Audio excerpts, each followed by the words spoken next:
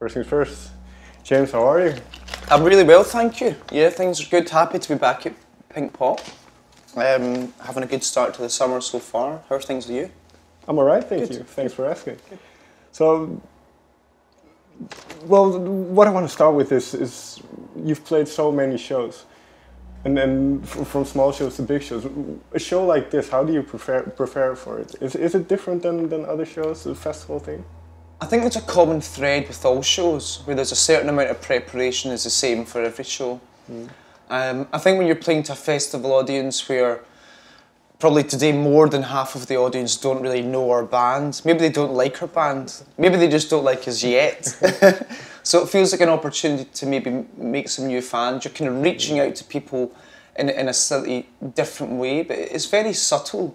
I don't know if I can find the words to express how it's different.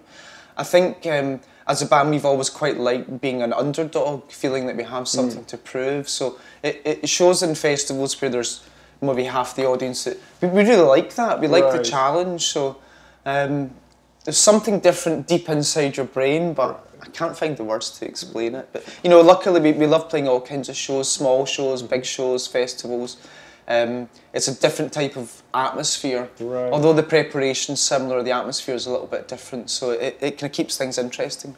Because, well, like you say, obviously, kind of things took off, and especially on the round puzzle. So, what was that like then, in your experience, to go from kind of smaller shows to keep building? I think we've always been. It's always been very gradual for us as a band. In every country we've just played 50 people, 100 people, 200 people and slowly built things up. And you're right to say around Puzzle, things, the curve got a little bit steeper. We started to be played on the radio a little more, in daytime radio. But I have to say, it wasn't like a switch where suddenly things changed overnight, you know.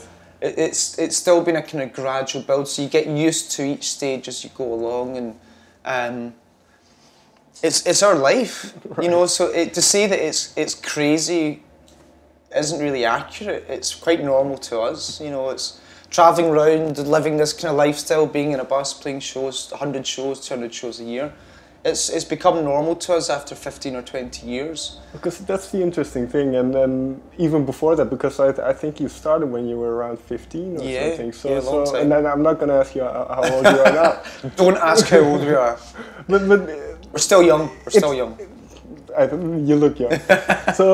But it has been the better part of your life. It has been an essential part. So that I can understand how you can't separate the two. But that's it. It's not that I don't want to talk about it. It's trying to find the words to like if I ask you, how's your life? You know, have you had a good life? It's such a big question, you know.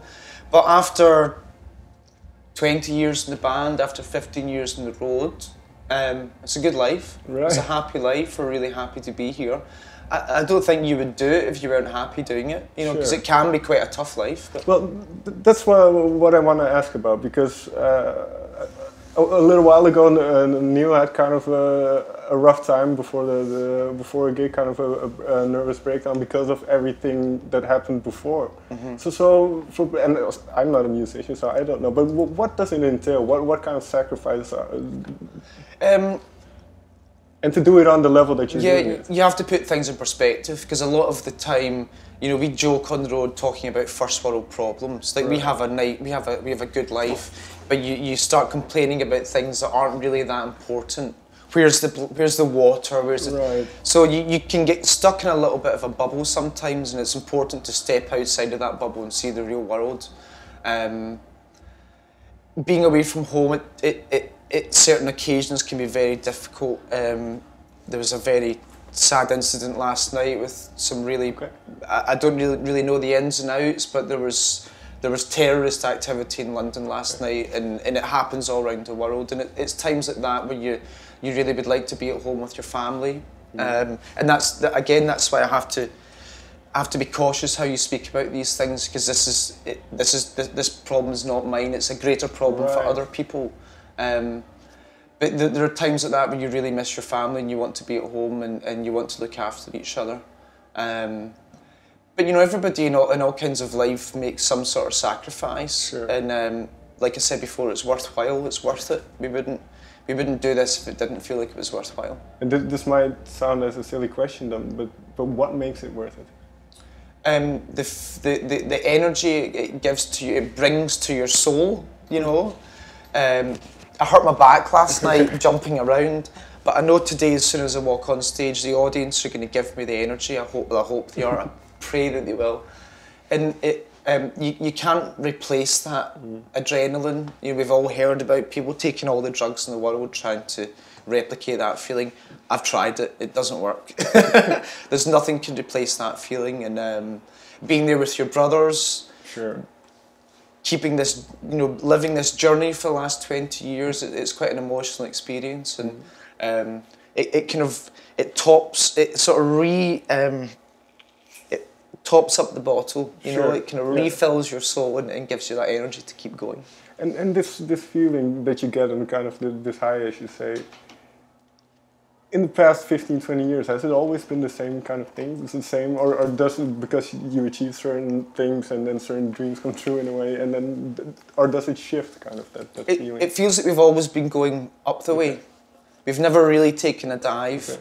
It might not always have been like some bands, you know, one single and they're all over the world. Right. That's okay, that's fine. So it's always felt like we were on this journey, and we've been so lucky. You know, it's the only band we've ever been in. It's the only band we've been in since we were about this high. And I think we feel lucky to still be doing it. And obviously, well, you call them your brothers. One is actually your brother, but obviously very close. Yeah. So, and this might be too early to ask, but are you thinking about kind of the future of the band and what you'll do, or longevity in a sense? Of course. Yeah, we're always thinking about. Well, you don't really think about the longevity of the band because it's a kind of given. There's an unwritten rule that we're going to keep going as long as we can. You got to find ways of protecting your body and protecting your voice so that you can keep doing it forever. But we're going to do this forever. That's the plan. You know, maybe when we're 50 and we have to take our tops off, it'll be a little bit tough, but we'll find a way around that. You know, there's always a way around things, and it's not really about taking your top off, it's about music, for goodness sake. So we want to keep doing this as long as we can. It's the only dream we've ever had. You know, there's not really anything else I want to do. Did it match your expectations from if we go back to when you were 15, 16 and you had, I'm sure, thoughts about what the music industry would be like? Being a rock star? Well, I don't feel like a rock star. I don't think any of us do. It doesn't feel like you would imagine when you were a kid looking at it in a way. It feels better in some regards, and it just feels different. It's like trying to imagine what life is like for a Formula One star. I mean, we're obviously not on that level or anything like that, but you don't know. You don't know what your life is like. You know, it's like I said before. How's your life? Try and sum up your life. It's really difficult. So yeah, I'm sorry I don't have a better answer for that. I tend to ask some fake questions. No, that's fine. They're reaching questions, and it's a little bit early. So the creative aspect, because we talked about being on stage and kind of what you get out of that, but the creative aspect, what does that do to you? Is it kind of a vehicle to get to the live show, or is it something in itself? I think it's something in itself. I think they go hand in hand, but I think it's something in itself. I think when Simon's a songwriter in the band, I think when he's writing songs, I mean, occasionally he might think about what it's like live, but I don't think it's really about that. It's not like, let's get a great riff that's going to sound heavy live. I think it's more about the song and the music and the kind of message of the lyrics. So I think in terms of what that gives you, it's a really rewarding feeling. I think especially when you then get down the line and the audience are singing back the lyrics. I think that's it's a complete circle. You know, that's something that's quite magical.